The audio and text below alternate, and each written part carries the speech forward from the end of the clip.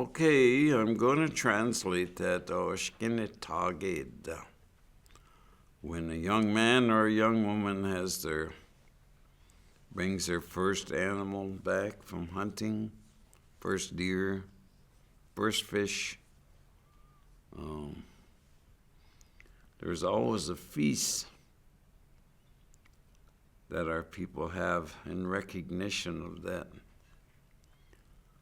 When I was a young man, the very first fish that I caught was a sucker. And as soon as I got home, that old lady that raised me started to prepare and cooked. We were going to have a feast. And we put tobacco in the food, and then they also invited an uncle of mine that they considered to be a good fisherman, with the hopes that his fishing skills would pass on to me, which he did. I am a good fisherman. So it's also the first thing I killed was a bird. The old man that raised me had made a bow and arrow for me, carved one out of wood, and then the arrow was completely made out of wood, and it was a bird that I shot. And they had a feast for that, and recognizing the first animal or bird that I killed, and invited over a good hunter. So a lot of this was very important when you take a look at how we lived as a people. We depended on a lot of that stuff in the wild, our hunting skills. And so they made sure that they did everything they could in appreciation for all of those were given to eat. Some places it's done different.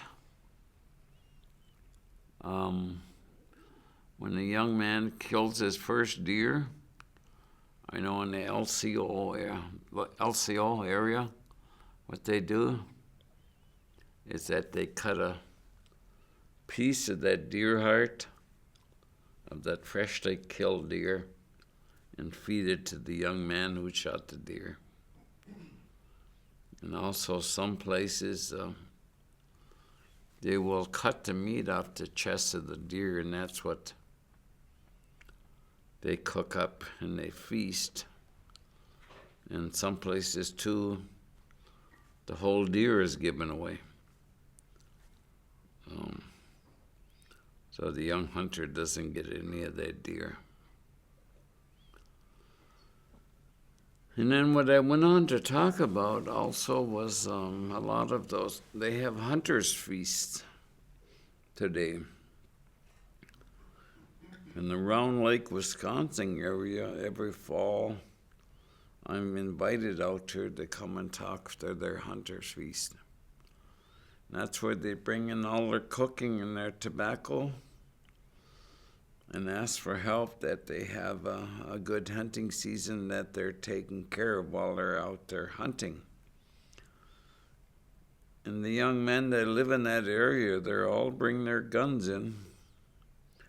They got all their guns laying there on the floor, and before we leave, we usually smudge those guns down for them.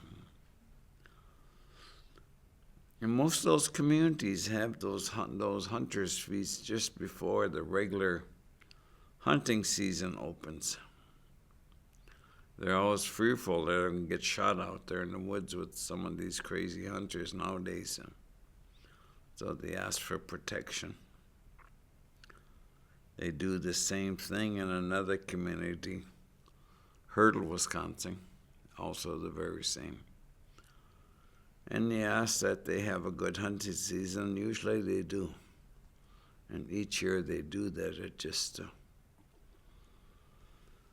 shows you the respect that they have for what we have been given, but also for the deer. The deer agreeing that, we could get nourishment from those animals, that they're available for us. So we as Anishinaabe lived off the land, so we treated everything respectfully that we were given off the land. And that's all I'm going to have to say on that.